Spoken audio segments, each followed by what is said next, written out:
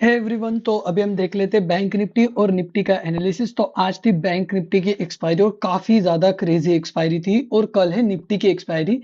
तो पहले मैं तुम्हें बता देता हूँ कल का अपना व्यू क्या था। एक बार कल का बैंक निफ्टी का एक बार में देख लो।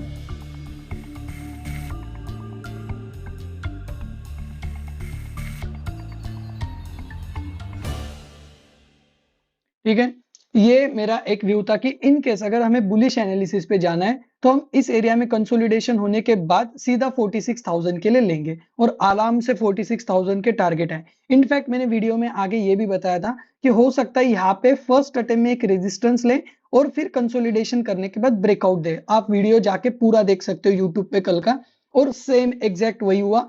बट मॉर्निंग में मुझे लगा था कि यहाँ पे गैप डाउन होने के बाद शायद थोड़ा इस एरिया तक आए और फिर यहां से बाउंस आए।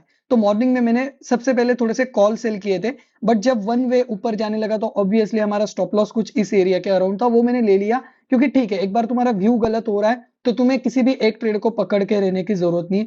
फिर सेकंड अगेन सेकंड वाला ये जो ट्रेड था बुलिश वाला ट्रेड, जो कि मैंने वीडियो में भी कल भी बताया था, बट क्योंकि आज वोलेटिलिटी ज्यादा थी तो मैंने सेकंड ट्रेड कम क्वांटिटी में ट्रेड किया। ऑब्वियसली मॉर्निंग का लॉस रिकवर करके मैं प्रॉफिट में आया।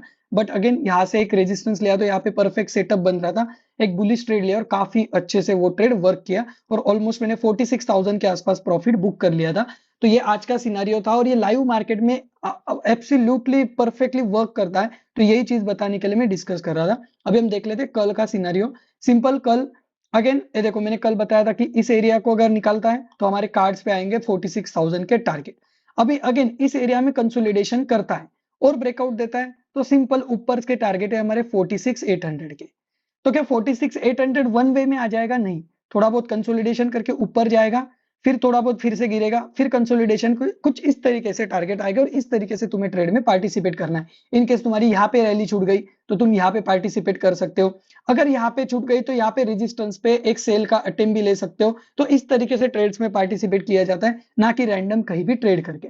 बट इन केस, क्योंकि एंडिंग में ये जो क्लोजिंग थी ना, ये जो आखिरी में फॉल था ना, थोड़ा डाइसी फॉल था। तो इन केस अगर इस एरिया के ये जो आज का लो है, मतलब ये जो स्विंग लो है, इसके नीचे अगर बैंक निफ्टी ट्रेड करता है, थोड़ा गैप डाउन ओपन होता है, कुछ इस तरीके से गिरता है ना, तो अगेन मुझे ऐसा लगता है कि ये जो हमारा आज का लेवल था, जस्ट अ सेकेंड, ये जो हमारा आज का लेवल था अराउंड 45,200, जहां से आज बैंक निफ्टी ने बाउंस किया, तो इस लेवल तक आराम से बैंक निफ्टी ट्रेवल कर सकता है। तो कौन सी केस में? जब इनकेस गैप डाउन ओपन होता है या फिर थोड़ा सा फॉल बता के इस एरिया में रेजिस्टेंस लेता है, तो कुछ इस तरीके से अगेन 45,000 जा सकता है। तो अगेन 45,000 एक स्ट्रोक में जाएगा ऐसा नहीं है, थोड़ा गिरेगा फिर पुल बैक आएगा, थोड़ा गिरेगा फिर पुल बैक आएगा। तो इस तरीके से तुम्हें ट्रेलिंग कर करके इस पूरी रैली को पार्टिसिपेट करना रहता है। कहीं से अगर बीच में से बाउंस आता है तो तुम्हारा ट्रेलिंग एसएल से तुम एग्जिट हो जाते हो। तो इस तरीके से तुम्हें ट्रेंड को राइड करना रहता है। तो ये रहेगा सिंपल कल के लिए एनालिसिस। बट ऑब्वियसली कल है अभी निफ्टी की एक्सपायरी, तो हम देख लेते हैं निफ्टी का किस तरीके से व्यू रहेगा, और जो कि सबसे ज्यादा इंपॉर्टेंट रहेगा।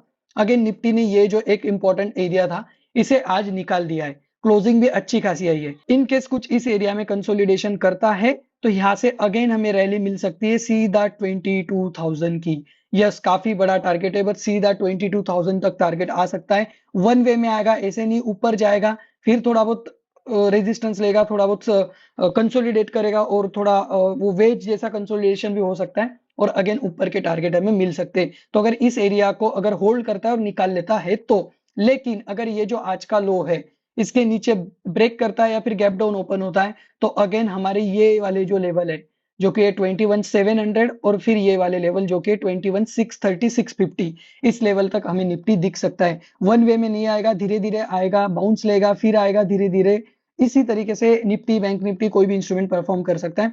तो इस तरीके से हमारा कल का व्यू रहेगा। तो ये जो आज के जो स्विंग लो है जो आखिरी में बने हुए, जो कि एक हमारा इंपॉर्टेंट पाइवोट एरिया भी रहेगा।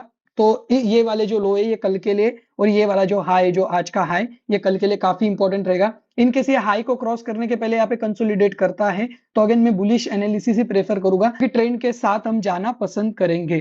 तो यही रहेगा कल के लिए निफ्टी का एनालिसिस, बैंक निफ्टी का एनालिसिस। आई होप आपको अच्छा लगता है। सिंपल प्राइस एक्शन बेस में करता हूँ ज्यादा ग्लोबल मार्केट्स को, या फिर इनफैक्ट अगर तुम गल्फ का ग्लोबल मार्केट्स देखोगे तो कल ग्लोबल मार्केट्स काफी ज्यादा निगेटिव थे। तुम अगर डाउ जोन्स वगैरह इनका चार्ट ओपन करोगे तो तुम्हें समझ जाएगा कि कल ग्लोबल मार्केट में कितना ज्यादा ये हुआ था। और इनफैक्ट उसको हमारी मार्केट ने बिल्कुल भी रिस्पेक्ट नहीं किया, हमारी मार्केट ने अपने हिसाब से परफॉर्म किया। तो ये देखो, ये कल का गैप डाउन उधर हुआ था और देखो कितना फॉल आया था, बट हमारी मार्केट ने वन वे रिकवरी दी। तो इसीलिए ज्यादा ग्लोबल मार्केट नहीं देखना चाहिए, क्योंकि हम जनरली उससे डीकपल ही रहते हैं। काफी कुछ छोटे मोटे इवेंट्स है जो हमारे मार्केट के साथ अलाइन करते हैं, और स्पेसिफिकली अगर फॉरेन इंस्टीट्यूशन की पोजीशन अगर नहीं बनी हमारे मार्केट में, तो ऐसे भी हम उस वाले इवेंट को जो क्या बोलते हैं, उस वाले इवेंट को हम रिस्पॉन्ड नहीं करते हमारा मार्केट, जब तक उनकी पोजीशन नहीं बनती है। तो सिंपल यही रहेगा कल के लिए एनालिसिस। लगे तो कल का भी बैंक निफ्टी का वीडियो तुम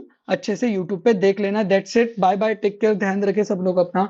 इसी तरीके से प्राइस एक्शन की वीडियो के लिए चैनल को सब्सक्राइब करना, और तुम टेलीग्राम चैनल को भी ज्वाइन कर सकते हैं, जहां पे अभी मैं लाइव मार्केट में बहुत सारी अपडेट देने का ट्राई करने वाला हूँ। Bye bye.